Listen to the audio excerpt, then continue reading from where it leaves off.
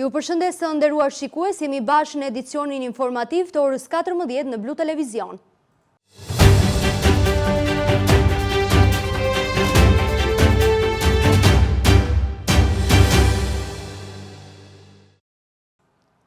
Përfundimi i bypassit të Vlorës ka sjellë jo vetëm një aks të ri për lëvizjen drejt jugut, por edhe një pikë panoramike pranë Kaninës, nga ku ofrohet një pamje spektakolare mbi qytetin dhe gjirin e Vlorës. Kjo hapësirë po tërheq gjithnjë më shumë vizitorë, mes tyre shqiptarë të diasporës dhe turistë nga vende të ndryshme të Europës.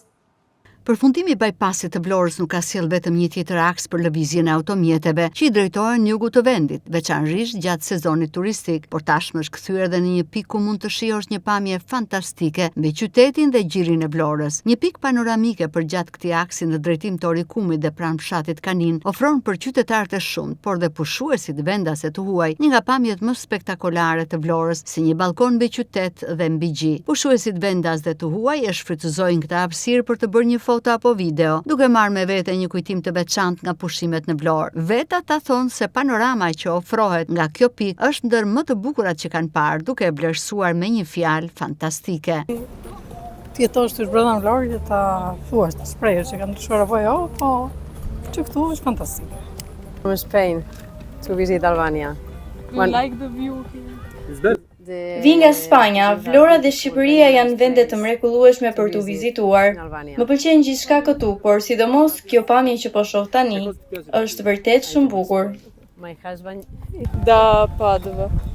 Vi nga Padova dhe është herë e parë që vizitoj Vlorën. Kalova disa ditë këtu dhe më vjen keq që sot është dita ime e fundit. Më pëlqen shumë panorama. Vlora është shumë e bukur, më ka pëlqyer shumë qëndrimi këtu. Bel panorama, un bel mare e è bello anche con tutta la città così alle spalle, no, una bella vista.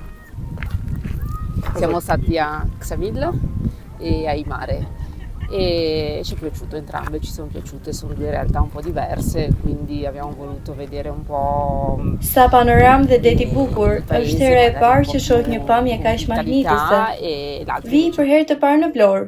Pushimet I kalova në Ksamil, pasi kërkoja një vend më të vogël dhe më të qetë se Vlora. Por këtu në Vlorë gjen gjithçka. Në pushimet e radhës patjetër që do të vi në Vlorë. Vlora është një mrekulli e vërtet. Unë jam vetë Blonjat. Jo jetëm në Itali. Tani investimi që është bërë është madhështor, rrisë së vërtetës. Sepse ne jemi mësuar të shohim edhe nënën dhe baban ku bën një gabim apo dy. Po ti bashkohet dhe natyra, pastaj është paraj sfara. Ja po shikosh pa koment. Unë I shikoj sepse kam disa vite pa ardhur fare. Më bëjnë përshtypje shumë gjëra, po çik çmimet janë ato që duhet të ulën patjetër. Atëherë është herë e parë që e shikoj, po që është shumë e bukur duket gjithë qyteti. Të jep atë një ndjesi shumë të bukur. Kur shikon të gjitha gjërat që janë krijuar, shikon detin, të jep një lloj nostalgjie shumë. Po, janë shtuar shumë ndërtesa edhe për mendimin tim kanë ndryshuar për mirë, ka qenë ndryshe. Kjo pikë panoramike mbi qytetin dhe gjirin e Vlorës përgjatë bypassit po regjistron gjithnjë më shumë vizitor. Numri pushuesve vendas dhe të huaj që ndalojnë këtu është në rritje, ndërsa mes tyre nuk mungojnë shqiptarët që jetojnë jashtë vendit, por dhe turistë nga vende të ndryshme të Europës. Për shumë prej tyre, kjo është tashmë një ndalesë e veçantë, ku përveç se udhëtojnë më lehtë drejt jugut të vendit, mund të shijojnë dhe një prej panoramave më të bukura të qytetit bregdetar. Prej 35 vitesh banorët e Zvërnecit përballen me mungesë kronike të ujit të pishëm, ndërsa në gusht situata përkeqësohet nga rritja e ndjeshme e popullsisë dhe turistëve, me një depo të ndërtuar në vitin 1975 dhe një rrjetë amortizuar, banorët detyrohen të blejnë ujë me autobote private, ndërsa ujësielës kanalizimet ofrojnë zgjidhje provizore. Prej 35 vitesh fshati I Zvërnec në Vlorë vuan mungesën e theksuar të ujit të pishëm, një krizë që thellohet në gusht. Me një infrastrukturë të vjetëruar dhe fluks të lartë popullsie e turizmi, banorët detyrohen të blejnë ujë me autobote private. Prej më shumë se 3 dekadash banorët e fshatit Zvërnec përballen me një mungesë kronike të ujit të pishëm, edhe ky muaj gusht nuk bën përjashtim, duke kthyer furnizimin në një mision të pamundur. Depoja e ujit të fshatit, një relike e vitit 1975 me kapacitet prej vetëm 25 metra kub, arrin të mbulojë me vështirësi vetëm 1 nga 5 lagjet e fshatit në ditë, por edhe atëherë sasia është e pamjaftueshme. Situata rëndohet në mënyrë drastike gjatë sezonit veror, nga rreth 100 banor që numëron fshati në dimër, në gusht popullsia e Zvërnecit kalon mbi 2500 banor. Kthimi e migrantëve për pushime dhe për festën e Shënmërisë më 15 gusht e kolapson përfundimisht rrjetin, duke shkaktuar indinjat të thellë te komuniteti. Themi se nuk çdo behar neve vjen mortja, troç muhabeti për çështjen e ujit. Prandaj duam ndihmë nga qeveria se jemi në distancë të afërt të Vlorës, edhe nuk duhet të ngelemi pa ujë. Ju lutemi shumë, na bini një kashtu se vinë dhe djemtë dhe ikin të lahtarisur, ikin të trembur për çështjen e ujit.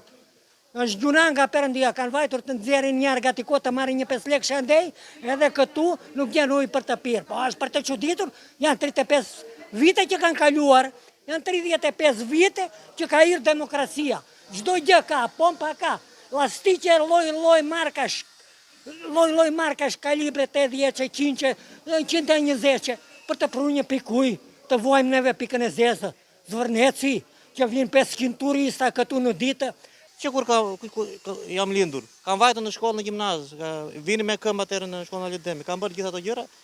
Jam 50 vjeç tani. Ujë s'ka patur. S'ka patur asnjëherë. Çfarë të them? Çfarë të them tjetër? Sa herë kemi ardhur? Aty na thonë që ku e marrin aty te jo. Këto magazit të Pillisodës, aty nuk e pres, se linja ka qenë që atëre, edhe depon e mbaj mënu që u bë depo e madh, e marrin magazit. Çfarë të themi tjetër? Pse nuk bën një linjë të veçantë për Zvërnecin? Kryetari i Bashkisë së Vlorës të bëjë një linjë të veçantë për Zvërnecin. Vetëm për Zvërnec. Nuk arrin ujë në Zvërnec. Turpi botës. Ne 10 ditë jemi, do ikim. Është tur për ata njerëz që rrin këtu gjuna, është tur për botës, tur për botës. 2 botë falesh. Të tjerat vinë me ngarkojnë dhe marrin 20.000 lekë, që ka çak për një metër kub ujë. Ujë ky fshati s'ka patur kur. Jam 65 vjeçe, që kur kam lindur, që më erdhi mendorja, ujë s'ka patur kur. Kur u kam bërë një pus tani, dhe kam ujë, po fshati turturohet, na erdhën familjet dhe ikën, se nuk ka ujë. Ato që kemi thënë gjithmonë, ato themi deri në 26. Jemi keq. Çfarë të themi? Neve kemi probleme shumë të mëdha me ujë. Ne jemi emigrant, vim këtu, 15 ditë të qetësohemi, të rrim me prindrit. Unë si person kam paguar 300 euro deri tashti për të më sjell ujë. 300 euro. Deri sot kam paguar 300 euro. Edhe dua akoma që të paguaj, që të më sjell, s'kemi, na erdhën njerëzit, na erdhën djemt nga Greqia, nuk kanë ujë për të larë. Atyre që vinë me bote, privat, edhe me të lutur. Edhe me të paguar, edhe me të lutur njerëzve. Se dhe ata e marrin diku. Prandaj, neve si fshat, kemi 35 vjetë që nuk mund të zgjidhet ky problem. 35 vjetë. Edhe në kone në Verogjës, kishim nga një qezëm në përlagj. Këtu dhe po eqim të Zit e Ollirit. Se kush e ka fajin që na kanë paratisur neve këtu, na kanë, sikur nuk kemi popull, që jetojmë këtu në brenda në Shqipëri, po na ndjekin jashtë. Të vi këtu dridhemi tërë i llogariti. Gelen gratë pa larë, nuk ka ujë. Kisha 2 fëmijë të vegjël tani binjak edhe i çova prap në Greqi. Nuk jetohet këtu kështu. Ka shtet, ka ndërmarrje, ka pse, kush? E ka gabim, pse nuk kanë ata bashkia inxhinierat që janë të shikojnë Zvërnecin këtu? Se të veç të shikosh depon e ujit, ose të shikosh të baqionit që vinë, gjithë ndryshk. Nuk as për të gatuar, e blem dhe për të gatuar, blem dhe, e treta është që blem dhe atë që në sjell. 3 herë e pagojmë ujin në muaj, 3 herë. është jonat 35 vjetë, ja ku jemi, Lagja Vlorës jemi. Është turp. Edhe aty 50 metra janë 3 lastike, një polis duke janë, mos të gënjej, që furnizojnë një lagje njëra, dhe nuk marrin të treja brenda një dite, marrin një ditë njëra, një ditë tjetër, 3. Kjo është për lagjen e mezit, aty ma tanë, ikën për poshtë, marri kjo lagje këte dhe një anës Këmetës. Të lëmë pa alternative, zgjidhja e vetme për banorët mbetet furnizimi me pagesë. Ata detyrohen të blejnë ujin e pishëm në markete, të paguajnë autobotet për ujin sanitar, si dhe të shlyejnë faturat e ndërmarrjes së ujësjellësit për atë pak ujë që u dërgon. Po ku qëndron ngërçi kësaj situate dhe pse Zvërnetsi vuan kaq shumë? Ndodhemi në mes të rrugës Vlorë-Zvërnec. Pikërisht këtu kalon dhe linja e ujit magjistrali kryesor që furnizon fshatin. Sipas banorëve të fshatit, kjo linjë është komprometuar dhe deportuar nga njerëz dhe banorë të zonës, o edhe biznese të cilët e përdorin atë për qëllimet e tyre. Megjithse ndërmarrja e ujësjellësit apo institucionet të tjera kanë ngritur shpeshherë task forca për të evidentuar të gjithë lidhjet e palishme, këto operacione kanë dështuar dhe Zvërneci, ndonse ka një linjë kryesore të furnizimit, vazhdon sot e kësaj dite të ngelet pa ujë. Blu Televizion kontaktoi me ndërmarrjen e ujësjellës kanalizimeve Vlorë për një përgjigje zyrtare. Burime nga ky institucion sqaruan se problemi nuk janë lidhjet e palishme, të cilat janë goditur nga task forcat, por lidhjet e lishme të subjekteve në zonën e plazheve. Për shkak të pikut të sezonit në gusht, shtohet fluksi i turistëve që frekuentojnë zonën ndërmjet Vlorës dhe Zvërnecit dhe infrastruktura aktuale është e pamundur të përballojë njëkohësisht kërkesat e strukturave të plazhit dhe ato të fshatit. I njëjti burim informoi se problemi është identifikuar dhe në ditët e fluksit të lartë janë ofruar zgjidhje provizore me autobote nga vetë institucioni. Megjithatë, ky improvizim nuk përbën zgjidhje. Është e qartë se as turizmi dhe as komuniteti nuk mund të mbështeten në infrastrukturë të ndërtuar 50 vjet më parë. Ekspertët theksojnë se kërkohet ndërhyrje urgjente ose ndarja e linjës së fshatit nga ajo e plazheve ose një rikonstruksion i plotit depos dhe rrjetit shpërndarës ekzistues.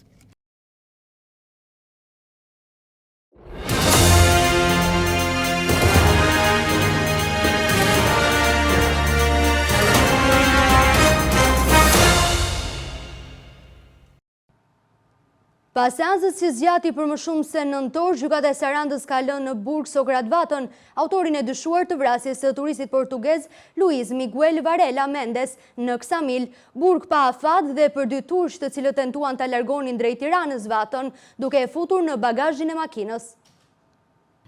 Arrest në burg është masa e sigurisë që caktoi gjykata e Sarandës për Sokrat Vatën, autorin e dyshuar të vrasjes së turistit portugez Luis Miguel Varela Mendes, orët e para të mëngjesit të 18 gushtit në lokalin Principote në Ksamil. Pas seancës që zgjati për më shumë se 9 orë, togat e zeza lanë gjithashtu në burg pa afat 2 turqit Ezgi Parlak dhe Nuh Mahmutoglu, të cilët tentuan të largonin drejt Tiranës Vatën duke futur në bagazhin e makinës. Për Ildi Çekanin, Sergji Selimin dhe Ervis Bunçin, kamarier, të cilët dyshohet se janë bërë pjesë e konfliktit, duke qelluar me grushta në drejtim të 20 vjeçarit portugez, gjykata vendosi arrest në burg me një afat të 45 ditor. Nga ana tjetër u vendos detyrim paraqitje për truprojat Luciano Seferi, Mojsit Matushaj, Romeo Sheu dhe Kristo Kosho, si dhe për kamarierin Murat Zhabina. Luciano Seferi, Mojsit Matushaj dhe Romeo Sheu ishin të 2 punësuar pa leje si truproja, pasi punonin dhe në policinë e shtetit, në policinë e burgjeve dhe policinë bashkiake. Mësohet se autori dyshuar Sokrat Vata ka shprehur pendes për ngjarjen para tokave të zeza. Ai ka pretenduar se grupi i turistëve të huaj i kishte sharë dhe i kishte goditur dhe se thikën ja kishte marrë portugezit teksa përpiqej ta neutralizonte. Në këtë moment dikush nga turistët e huaj më goditi me shkelm në nofull, aty jam rrëzuar, ata kanë tentuar të më godasin sërish, instinktivisht kam lëvizur dorën për të mbrojtur, nuk e kujtoj si e kam goditur pasi isha nën shok, nuk e dija nëse ndonjëri nga ata ishte plagosur pasi ishin shumë, ka pretenduar Vata para gjykatës. Përgjatë të gjithë ditës jashtë të dyerve të gjykatës së Sarandës kanë pritur familjarët e të akuzuarve. Zjarri në Dukatin e Vlorës është vënë në kontroll gjatë orëve të mbrëmjes pas angazhimit të forcave zjarfikse dhe ushtrisë që luftuan me flakët në terrenin e vështirë malor drejt malit të Çikës. Edhe këtë të shtunë vjon monitorimi i situatës për shkak të vatrave të mbetura brenda drurve.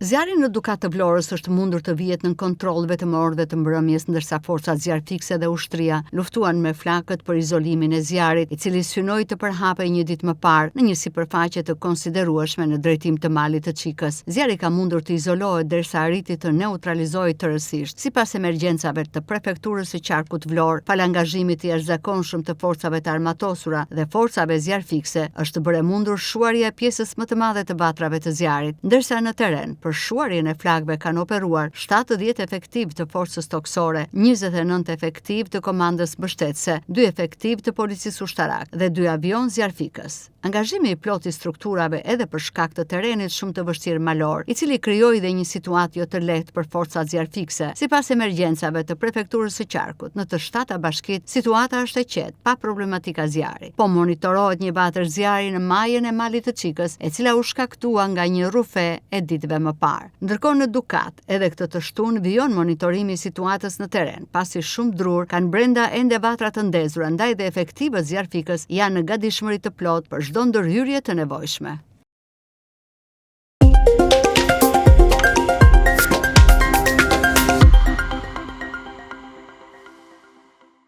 Fluksi i vizitave në urgjencën e Spitalit të Vlorës pritet të vijojë të paktën deri në fund të gushtit, sipas shefes së repartit Lorena Arapaj. Referuar statistikave të viteve të shkuara, ulja e fluksit pritet vetëm në fund të muajit, ndërkohë temperaturat e larta mbeten rrezik për shëndetin, veçanërisht për pacientët me sëmundje kronike. Fluksi i vizitave në repartin e urgjencës në Spitalin Rajonal të Vlorës pritet të vijojë të paktën deri në fund të muajit gusht. Shefi i repartit të urgjencës Lorena Arapaj në intervistë për Blu Televizion ka theksuar se referuar dhe statistikave të viteve të shkuara, vetëm në fund të këtij muaji pritet një ulje fluksi të vizitave, kjo edhe për shkak të rrjedhjes së numrit të pushuesve. Megjithatë, Arapaj thekson se temperaturat e larta vijojnë të mbeten ende një rrezik, kryesisht për pacientët me sëmundje kronike. Janë 2 kategori moshas. Së pari janë pacientët e rinj, të cilët kanë simptoma më të lehta, të vjella, diare, temperatura, dhe pastaj është edhe mosha e tretë, e cila është me një përkeqësim dhe komprometim edhe të sëmundjeve bazë që ka, sidomos të sëmurët kardiak, të sëmurët diabetik, të cilët kanë edhe një përkeqësim të sëmundjes bazë të tyre. Referuar vitet e tjera, në përgjithësi fluksi fillon dhe bie rreth fundit të muajit gusht. Vitin e kaluar ka pasur një shtim të rasteve edhe në muajin shtator. Prej mesit të muajit korrik dhe gjatë gjithë gushtit në repartin e urgjencës janë regjistruar një numër i lartë vizitash. Fluksi pritet të vijojë të paktën deri në fund të këtij muaji.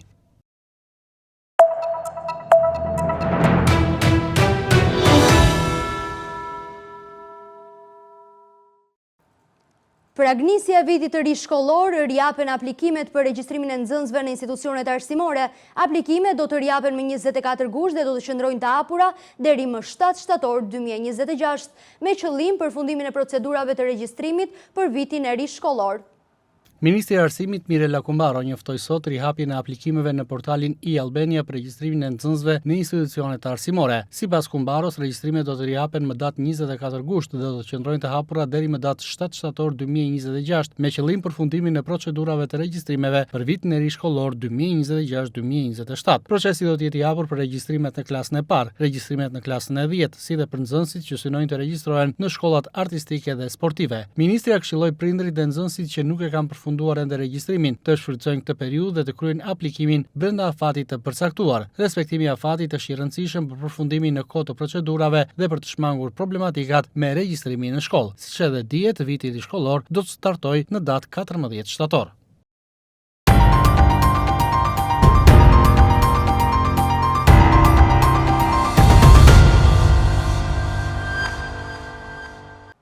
Vlora edhe këtë fundjavë me trafik të rënduar për shkak të fluksit të lartë të pushuesve vendas dhe të huaj, me radhë automjetesh të krijuara në hyrje të qytetit dhe në akset kryesore. Situata më problematike në rrugën Transballkanike, Lungomare dhe aksin Radhim Orikum për shkak të fluksit drejt zonave bregdetare. Vlora është përballur edhe gjatë kësaj fundjave me trafik të rënduar, kjo edhe për shkak të fluksit të lartë të pushuesve vendas të huaj që kanë zgjedhur qytetin bregdetar dhe zonat përreth për të kaluar ditët e pushimit. Që prej orëve të para të mëngjesit është regjistruar një numër i lartë automjetesh në hyrjet e qytetit, ndërsa situata më problematike është paraqitur në disa prej akseve kryesore. Rruga transballkanike, lungomare, por edhe ato përgjatë vizë bregdetare kanë qenë dhe zonat më të ngarkuara, ku në segmentet caktuara janë krijuar dhe radha automjetesh dhe lëvizja është zhvilluar me ritme të ngadalta. Trafiki i rënduar është regjistruar edhe përgjatë aksit Radhim Orikum, një prej akseve më të frekuentuara gjatë sezonit turistik. Fluksi drejt zonave bregdetare është shtuar ndjeshëm veçanërisht gjatë paradites, ndërsa në orët e pasdites dhe të mbrëmjes ngarkesa zhvendoset në drejtim të qytetit të Vlorës.